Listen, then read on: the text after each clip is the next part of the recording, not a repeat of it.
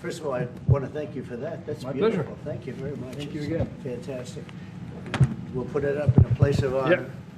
I don't know, maybe we can, let's see, we have to put it up there someplace. It's an honor to have you. As you know, the Chancellor just won a great election, very, very strong election. Very respected man. I can tell you, we've been on the phone many times talking about some of the problems of the world outside of Germany. And it's very sad what's going on. We both feel that way. What's going on with Russia, Ukraine, and other things we talk about, but Russia, Ukraine in particular. I'd like to see it end, and maybe it'll end, but we get some news there'll be some fighting. Something happened a couple of days ago, and now they do a return, and here it goes. It's not good. He's unhappy about it. I'm unhappy about it. But I think eventually we're going to be successful in stopping the bloodshed. It's pure bloodshed. 5,000-6,000 young soldiers a week are being killed. You know that those numbers. Yeah, we know the numbers. They're staggering. They're staggering numbers. But Chancellor, I just want to congratulate you, and I want to welcome you to the Oval Office. Thank you. It's an Oval Office that's in very good shape. We like fixing things up and having them tippy-top like they have in Germany.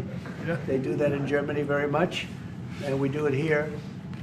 We're having a very good run. I also had a great election, a great win, won everything. Won the popular vote, all 7 swing states, which is a big deal. Yeah. It's pretty unusual to do that. And we have a great mandate from the people, and part of our mandate is we're going to have a great relationship with your country.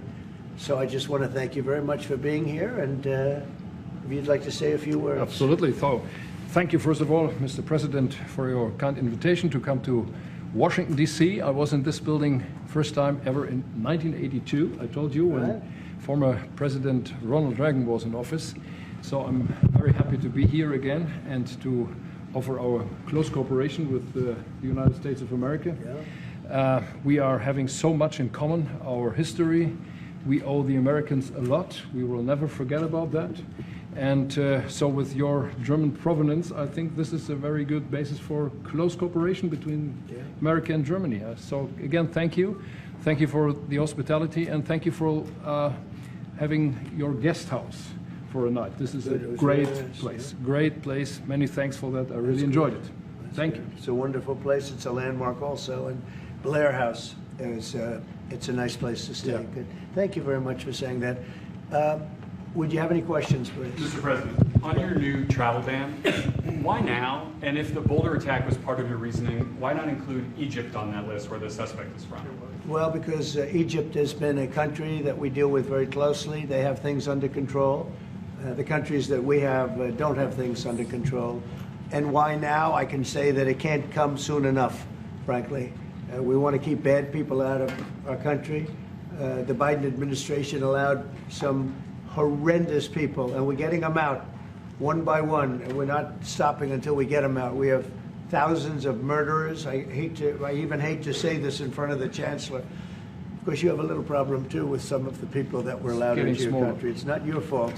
It's not your fault. It shouldn't have happened. I told her it shouldn't have happened, what she did. But you have your own difficulty with that, and we do, and we're moving them out, and we're moving them out very strongly. But it can't come fast enough. We want to get them out. We want to get them out now. We don't want to have other bad people coming into our country. By using the word bad, I'm being nice. Okay, the question? Democrats as a distraction, Please. President. You put out on Truth Social a post regarding your conversation with President Xi. Right.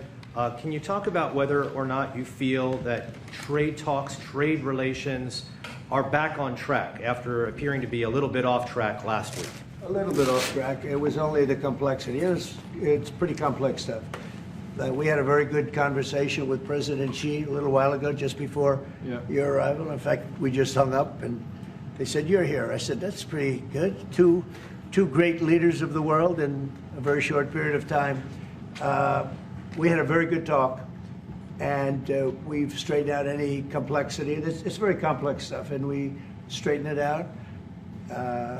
The agreement was we're going to have Scott and Howard and Jameson will be going and meeting with their top people and continue it forward. But no, I think we have everything. I think we're in very good shape with China and the trade deal. We have a deal with China, as you know, but we were straightening out some of the points, having to do mostly with rare earth, magnets, and some other things. Those reduced trade tariff rates, they remain in effect? Yeah, we have the deal. I mean, we've had a deal. We announced the deal, and we'll be, I guess you could say, I wouldn't even say finalizing it up, Scott. I would say we have a deal, and we're going to just make sure that everybody understands what the deal is. Okay? We had a really good conversation. By the way, he invited me to China, and I invited him here. We both accepted. So I'll be going there with the First Lady at a certain point, and he'll be coming here hopefully with the First Lady of China. Mr. President, what do you expect from Germany? Go ahead, please. Did you talk about the Chinese students? Are you allowing them to come to the U.S.? No, Chinese students are coming. No problem. No problem. Okay, and on It's our Russia? honor to have them, frankly. Look, we want to have foreign students, but we want them to be checked. You know, in the case of Harvard and Columbia and others, all we want to do is see their list. There's no problem with that. This is anybody outside of our country, international students, because when we see some of the people that we've been watching, we say, where do these people come from? How is that possible? No, we want to have foreign students come. We're very honored by it, but we want to see their list. Harvard didn't want to give us the list. They're going to be giving us the list now. I think they're starting to behave, actually, if you want to know the truth. Okay, and on Ukraine? Yeah, please. On Russia, are you willing to put more pressure on Putin to end the war by imposing new sanctions on Russia and also on China? Well, remember, I'm the one that ended Nord Stream 2, going to a place called Germany, come to think of it. I'm sorry I did that. I don't know. But I ended Nord Stream 2. Nobody else did. And then when Biden came in, he immediately approved it. That's the largest, essentially the largest pipeline in the world, going to Germany and other countries. And by the way, we have so much oil and gas, you will not be able to buy it all. I mean, you literally, we have so much, and I hope we're going to make that a part of our trade deal because we have more than anybody else. We have actually the most, by far in the world, probably double what anyone else has. So we'll work on that. I'm sure that's something we'll discuss today. Mr. President, What do you expect from Germany and what do you expect from the Chancellor? Well, first of all, I'm glad to meet because I've been dealing with the Chancellor, and he's a very good man to deal with. He's difficult, I would say. Can I say that? It's a positive. Go ahead. You wouldn't want me to say you're easy, right? No. Yeah, he's a very great representative of Germany. I think all we want is just going to have a good relationship. The rest will just sort of follow very easily. We'll have a good trade deal. I mean, I guess that will be mostly determined by the European Union, but you're a very big part of that, so you'll be involved. But we'll end up hopefully with a trade deal or we'll do something, you know, we'll do the tariffs. I mean, I'm okay with the tariffs, or we make a deal with the trade, and I guess that's what we're discussing now. Mr. President, Back there, please, go ahead. Mr. President? No. Okay. Is Germany doing enough on defense, Mr. President? Is Germany doing enough on defense? What? Defense spending. is Germany doing enough on defense? The Chancellor wants to. Is Germany doing enough on Chancellor wants to defense? spend 3.5. Well, I don't know. I mean, I haven't discussed it very much. I know that you're spending more money on defense now, and quite a bit more money, and that's a positive Definitely. thing. I'm not sure that General MacArthur would have said it's positive, you know. He wouldn't like it, but I sort of think it's good. You understand what I mean by that? Absolutely, I understand. He made a statement, never let Germany rearm. And I said, I always think about that when he says, sir, we're spending more money on defense. I say, oh, is that a good thing or a bad thing? I think it's a good thing. But, you know, at least to a certain point. There'll be a point when I'll say, please don't arm anymore if you don't mind. We'll be watching him. I'm kidding. Mr. President. Question on Biden, Mr. President. Yeah, Biden, you said He- Biden. Your predecessor dismissed your auto pen investigation. He said he made all the decisions during his presidency. I'm curious your reaction to his dismissal. Well, look, the auto pen, I think, is the big scandal outside of the rigged election of 2020. I think the biggest scandal of the last many years is the auto pen. And who's using it? I happen to think I know, okay, because I'm here. And I'm not a big auto pen person, fortunately. I'm glad. I'm very glad. It's an easy way out. But it's a very bad thing, very dangerous. You know, I sign important documents. Usually when they put documents in front of you, they're important. even if you're signing ambassadorships and I consider that important. I think it's inappropriate. You have somebody that's devoting 4 years of their life or more to being an ambassador. I think you really that person deserves to get a real signature, not an AutoPen signature. And I can tell AutoPen easily. I can look at it. Like 2 little pinholes from pulling the paper, right? You always see the pinholes. Yeah. It's real easy to tell about AutoPen. I think it's very disrespectful to people when they get an AutoPen signature. Outside, AutoPen to me are used when thousands of letters come in from young people all over the country and you want to get them back. And, people use AutoPens for that, to send a little signature at the bottom of a letter. We have thousands of them. We get thousands of letters a week. And it's not possible to, do. I'd like to do it myself, but you can't do it. To me, that's where AutoPens start and stop. But I'm sure that he didn't know many of the things. Look, he was never for open borders.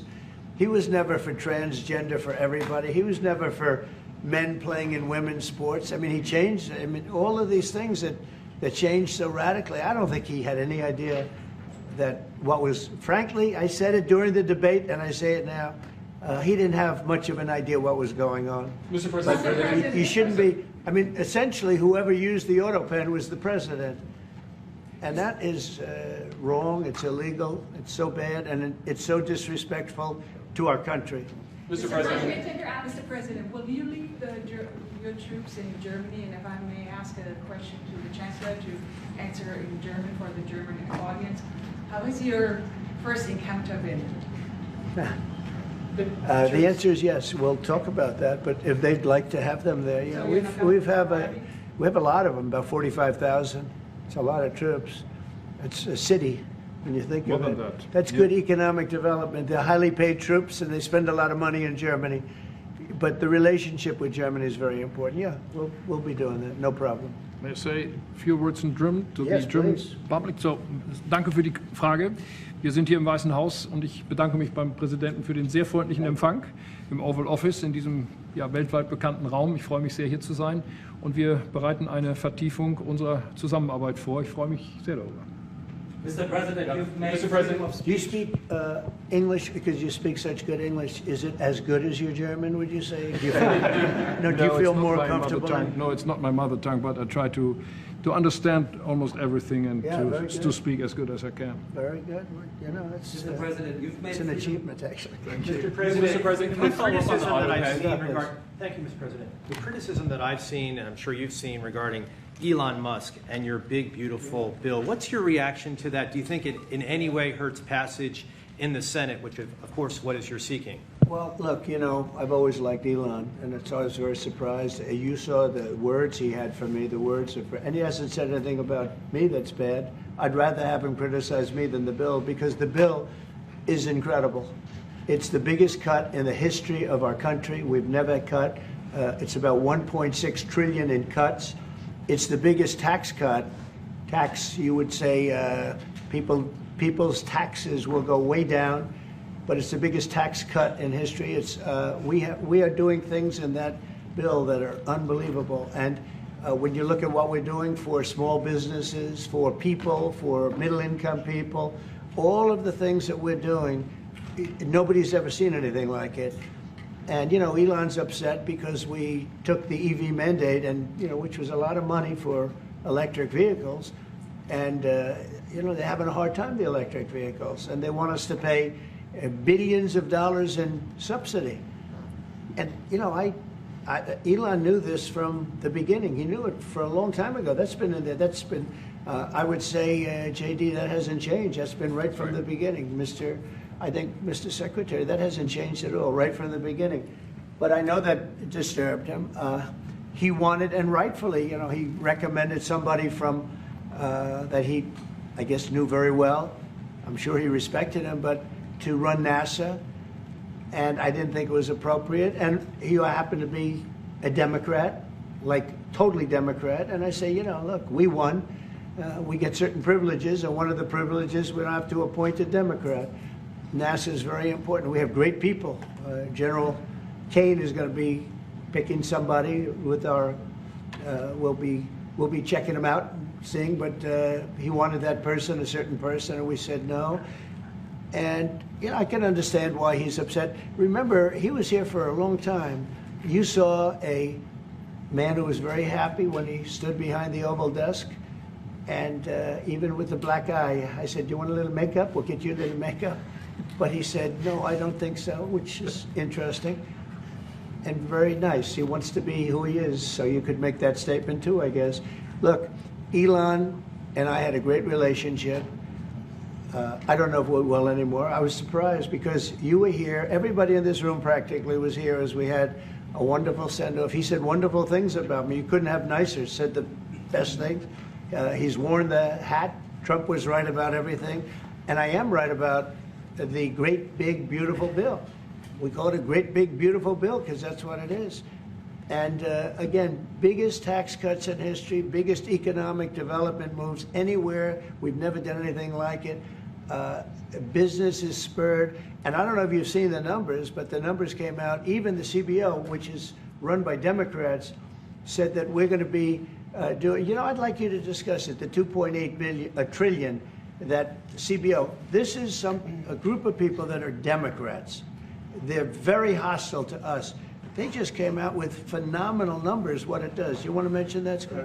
Yes, sir. So what we've seen is we keep hearing from the CBO that there's going to be a large deficit from the bill, which we disagree with, but using the CBO scoring, they came out and scored the tariff revenue. We think it'll be the minimum of $2.8 trillion over the 10-year window, which actually puts the bill in surplus if you include the tariff revenue, which they won't do. It gives you a tremendous surplus, but we're not allowed to use that. For some reason, they say scoring. Nobody knows what scoring means. Maybe a couple of people, but nobody. Somebody sits in the background. They say, well, we're not going to allow that. They're not allowing other things that we have that are tremendously profitable for our country. But if you saw the other day, CNBC, they came out with numbers, and the people on the show, very good people, I've watched them for a long time, they couldn't believe the numbers, how good they are. The numbers were incredible, and that was personal income and also very low inflation. We have very low inflation. We're down to 2% now, and maybe even lower than that. And when I took it over, it was a mess. Remember, we had the worst inflation probably in the history of our country. They say 48 years, but let's say I think it's worse than that. So we had the worst inflation in the history of our country under the Biden administration. Now we're down to a beautiful number, 2%. You'd actually like to keep it there. Better than zero is 2%. It's going down maybe to 1, and 1% is like perfect. That's perfect. You don't want to have zero for certain reasons that nobody is very interested to listen to. But we have almost perfect inflation. Grocery prices are down. Everything. Remember eggs? Eggs, we weren't going to buy another egg for the next 20 years. They were so expensive, right? Remember? You guys all hit me about eggs. Eggs have come down 400%. Everybody has eggs now. They're having eggs for breakfast again. But if you look at gasoline, very important. I think always the most important because it's the energy is the biggest factor. That's what happened. He screwed up our energy policy, and everything went up because energy went up. But now energy is way down, and they have states where you're at $1.98 a gallon for gasoline. So the costs have come way down, and one of the things I ran on was that. I ran on the border. We have the best border in the history of our country, 99.99%. It was last week, 3 people came in, 2 of them for medical reasons. We let them in because one of them had a heart attack. I think that was a nice thing to do, and one of them had something else. So we've never had, I had very good numbers for 4 years, but we really topped it. And I want to thank Christie and Tom Homan. They've done a fantastic job, but nobody mentions that anymore. Remember, a few months ago, the border was a total disaster. People were coming in by the hundreds of thousands of people a day, a week, a month. I mean, we had a month, 2 million people came in 1 month. The border was being overrun, and a lot of bad people, criminals, murderers, drug dealers. We had some of the worst people in the world coming in from all over the world. It's totally closed. And you know what? People are coming into our country, but they're coming in legally. So we've done a great job. Elon knew that. Elon endorsed me very strongly. He actually went up in campaign for me. I think I would have won. Susie would say I would have won Pennsylvania easily anyway, even if the governor ran, the real governor, not the governor from Minnesota, he's a sick puppy, that guy. That poor guy, I feel sorry for him. But they made a bad choice with him. But if you pick Shapiro or anybody else, I spoke to him recently about his house being set on fire, which was terrible. But if they picked him, I would have won Pennsylvania. I won it by a lot. But I'm very disappointed because Elon knew the inner workings of this bill better than almost anybody sitting here, better than you people. He knew everything about it. He had no problem with it. All of a sudden he had a problem, and he only developed the problem when he found out that we're going to have to cut the EV mandate, because that's billions and billions of dollars, and it really is unfair. We want to have cars of all types. Electric, we want to have electric, but we want to have a gasoline, combustion. We want to have different. We want to have hybrids. We want to have all. We want to be able to sell everything. And when that was cut, and Congress wanted to cut it, he became a little bit different, and I can understand that. But he knew every aspect of this bill. He knew it better than almost anybody, and he never had a problem until right after he left. And if you saw the statements he made about me, which I'm sure you can get very easily, it's very fresh on tape. He said the most beautiful things about me. And he hasn't said bad about me personally, but I'm sure that'll be next. But I'm very disappointed in Elon. I've helped Elon a lot. To that end, Mr. President, I just want to clarify, did he raise any of these concerns with you privately before he raised them publicly? And this is the guy you put in charge of cutting spending. Should people not take him seriously about spending now? Are you saying this is all sour grapes? No, he worked hard, and he did a good job. And I'll be honest, I think he misses the place. I think he got out there, and all of a sudden he wasn't in this beautiful Oval Office, and he's got nice offices too. But there's something about this one. I was telling the Chancellor, this is where it is. People come in here, even from Germany. They come in and they walk into the Oval Office, and it's just a special place. It's, World War I, it started and it ended here, and World War II, and so many other things. Everything big comes right from this beautiful space. It's now much more beautiful than it was 6 months ago. A lot of good things are happening in this room. And I'll tell you, he's not the first. People leave my administration and they love us. And then at some point they miss it so badly. And some of them embrace it and some of them actually become hostile. I don't know what it is. It's sort of Trump derangement syndrome, I guess they call it. But we have it with others too. They leave and they wake up in the morning and the glamour's gone, the whole world is different, and they become hostile. I don't know what it is. Someday you'll write a book about it and you'll let us know. Yeah. Mr. President, speaking of ending wars in this room, you were very critical of Vladimir Putin a couple of days ago. What kind of play is he playing from your perspective? What are his... Well, look, he got hit. He's been doing hitting, so I understand it. But he got hit hard, and I don't think he's playing games. I think I've always said he wanted the whole thing. I thought he wanted the entire, everything having to do with Ukraine.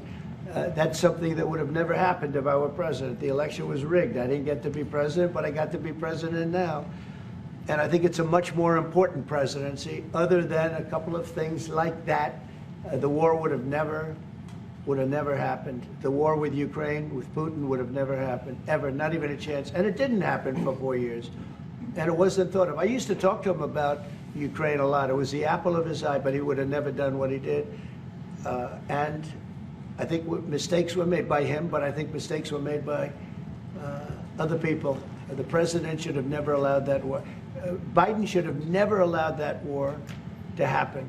If you had the right guy in here, that war would have never happened. Israel would have never happened with Hamas.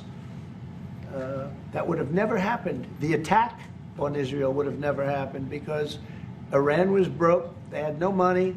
They had no money to give to Hamas or Hezbollah or anybody else.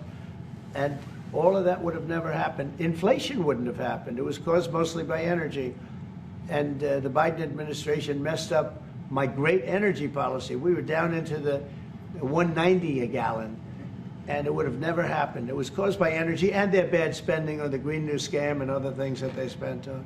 But all of those things would have never happened. But maybe most importantly, the war, Chancellor, with Russia would never have happened with Ukraine. It was something that would have, you know, I dealt with Putin a lot. There was no chance, zero. And you know, a lot of people say, how do you know? For 4 years it didn't happen. There was never a chance of it happening. And he understood the consequences. Now, it's a shame. And when you see all of those people, they came out with a report today that millions of people have died, much more than people thought. And I've been saying that for a long time. The amount of death in that war is far greater than the news has been reporting, or than, frankly, that either side has been reporting. It's a very sad thing. And I can tell you, just speaking for the Chancellor, because we speak about it, he feels the same way. He wants to see it ended. Would you like to say something? Absolutely. And I'm here, Mr. President, to talk with you later on how we could contribute to that goal. And we all are looking for measures and for instruments to bring this terrible war to an end. And may I remind you that we are having June 6th tomorrow. This is D-Day anniversary, when the Americans once ended a war in Europe. And I think this is in your hand in specific, in ours. That was not a pleasant day for you? No, that was not a pleasant. This was not a great in the day. long run, Mr. President, this was the liberation of my country from Nazi dictatorship. That's true. So, That's true. And we know what we owe you. But this is the reason why I'm saying that America is again in a very strong position to do something on this war and ending this war. So let's talk about what we can do jointly, and we are ready to do what we can. And you know that we gave support to Ukraine, and that we are looking for more pressure on Russia. The European Union did, and we should talk about that. We will talk about it. And, Yeah. you know, it's good timing. The numbers for our country are through the roof, the economic numbers, because of the election and because of tariffs and other things, a lot of things. But we've had some of the best numbers we've ever had. They were reported yesterday, the day before, and even today. The country is doing really well. I think that one of the things you'd be most interested in is that 6 months ago, we were having a hard time getting anybody to join our military. I mean, they just couldn't do it. The numbers were record low. We couldn't get people to join the military. It wasn't me. This was before I got there, the past administration. But 6 months ago, a year ago, the numbers were record low. You couldn't get them to join. That included the police. And you couldn't get them to join. Now, we just hit the highest number in the history of our country, we think, but very close, but the highest in the history of our country, recruitment, joining the Army, Navy, Air Force, Marines, Coast Guard, police forces all over the country. What did you do for that? What was the reason? Spirit. They love our country again. You know? You're going to do the same thing. Spirit. We have great spirit is back in our country, and it's very simple. And, you know, it was only, Susie, 6 months ago, right, that you got reports. You're the one that released them, that you couldn't get anybody to join the military, and now we're stocked. Every service now is packed, and we have waiting lists of people trying to get in, as good as we've ever had in the history of our country. So that's an honor. That's a great honor. Mr. President, on the war. You've asked. You've had enough. Go ahead, please. Mr. President, so would you consider to put more sanctions on Russia? Because this discussion is going on now for weeks and months, and you tweeted about it once, but then nothing happens. So Yeah, when I see the moment when we're not going to make a deal, when this thing won't stop, Is there a deadline? if that moment, yeah, it's in my brain, the deadline.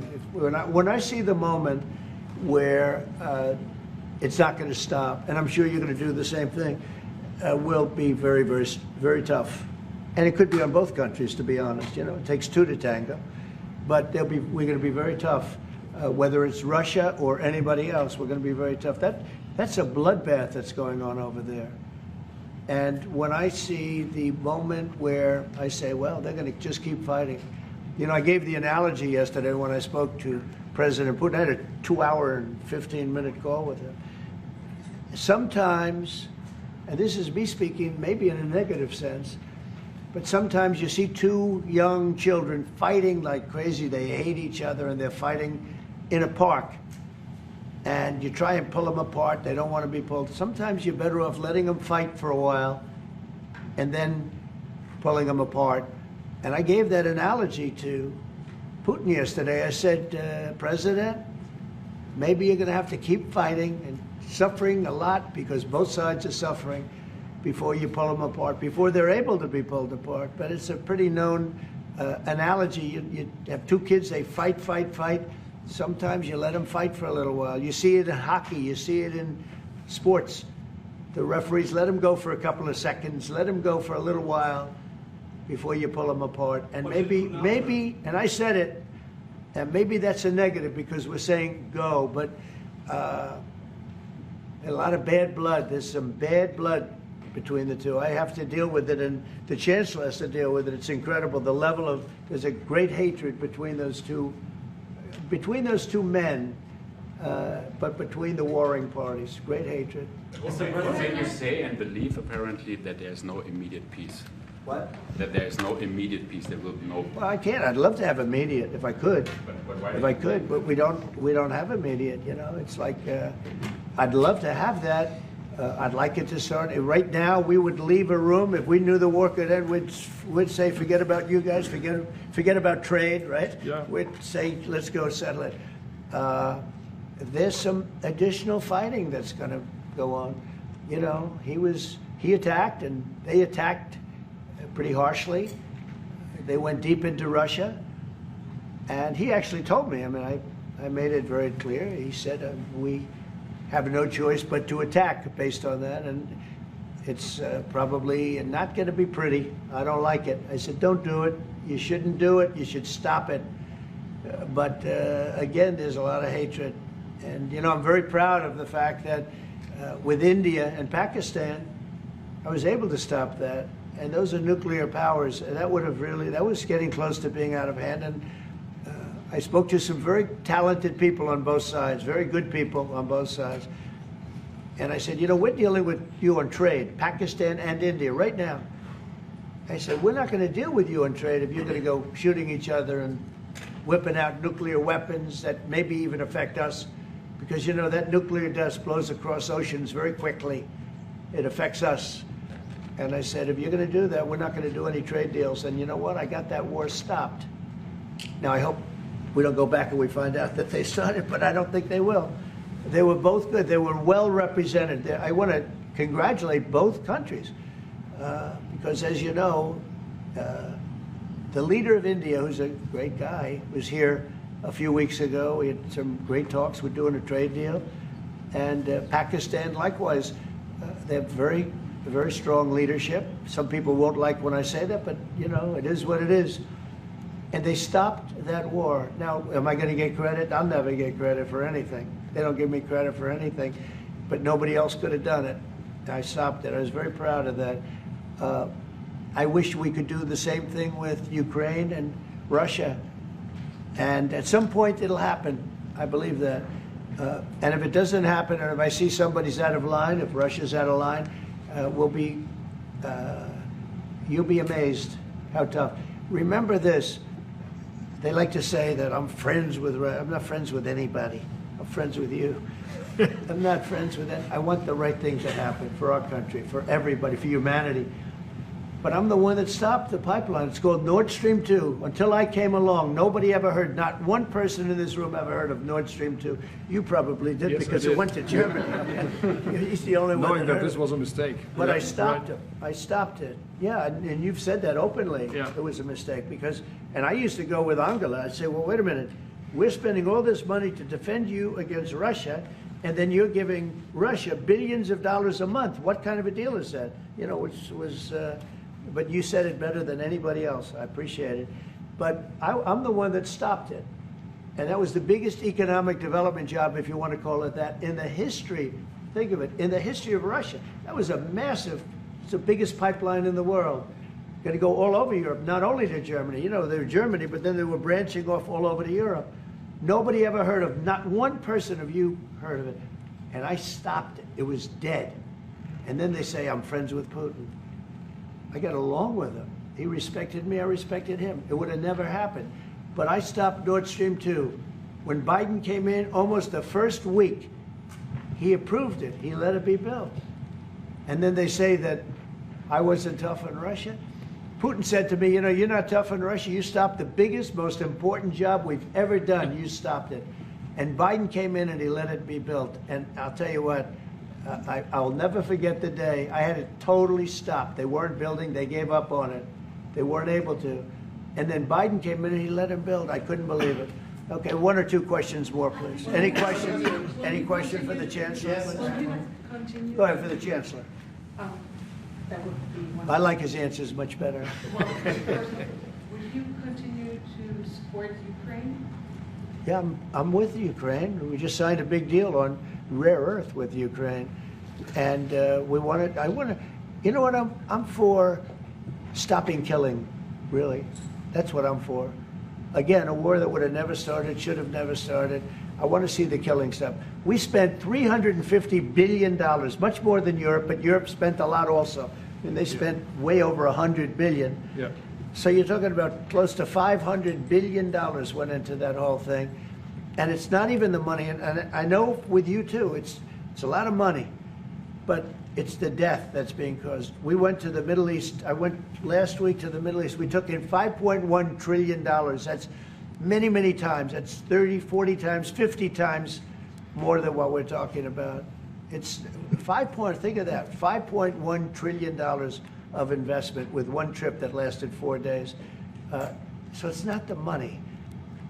It's a little the money, but not the money, the big thing. The big thing is the death. The death of, and really the decimation. You've lost a whole culture. You know, Ukraine had the most beautiful turrets. They call them turrets, the little towers, beautiful towers, the most beautiful in the world. They're all now laying on their side, blown to smithereens. It'll never happen again. They've taken away the culture of a country. They've taken away the heritage of a country. It's a terrible thing. But most importantly, again, is the death. 5,000 plus people a week, soldiers, are being killed. He doesn't want that, and I don't want that. One more. Yeah, please. Thank you. Mr. President, do you support the Graham bill on putting high tariffs on China? I haven't looked at it, but they'll be guided by me. That's the way it's supposed to be. They're going to be guided by me. No, I haven't looked at it. It's a bill on sanctions, etc. I'm a very quick study. At the right time, I'll do what I want to do. But it could very well be okay. I'll have to see. But they're waiting for me to decide on what to do, and I'll know maybe very soon. It's a harsh bill. Yeah, very harsh. We'll take one more on the auto pen. Yeah. I would like to have a question to the Chancellor as well, because do you agree with the analogy the President made on the war between Russia and Ukraine as being a fight between two kids? Is that how you view that as well? And what do you actually want the US President to do in this? Well, I think we both agree on this war and how terrible this war is going on. And we are both looking for ways to stop it very soon. And I told the President before we came in that he is the key person in the world who can really do that now by putting pressure on Russia. And we will have this debate later on again, how we can proceed jointly between the Europeans and the Americans. And I think we are all we are having the duty to do something on that now to stop it after 3.5 years, which is really terrible. Look at the kids, the kids which were kidnapped from Ukraine to Russia. This is all terrible. And so we are talking about instruments, measures, what we can do. And my personal view is clear on that. We are on the side of Ukraine, and we are trying to get them stronger and stronger just to make Putin stop this war. And this is our approach. We get satellite pictures of the war field, yeah, and you don't even like to look at them, right? It's terrible. So it's really bodies, arms, heads, legs all over the place. You've never seen anything like it. It's so ridiculous. And this is only by Russian weapons against Ukraine. This had never happened with Ukraine weapons against Russia. Never. Ukraine is only targeting military targets, not civilians, not private, not energy infrastructure. So this is the difference, and that's the reason why we are trying to do more on Russia, how to stop this war. Well, in this case, I'm talking about the battlefield, you know, the soldiers on soldiers. But you could also say that too with the cities. Yep. You know, the cities are Yep. being hit also. So it's a terrible, terrible thing. All right. One, somebody said autopen. Did I hear the word autopen? I'm just curious. Because I think it's the biggest scandal maybe in the last 100 years in this country.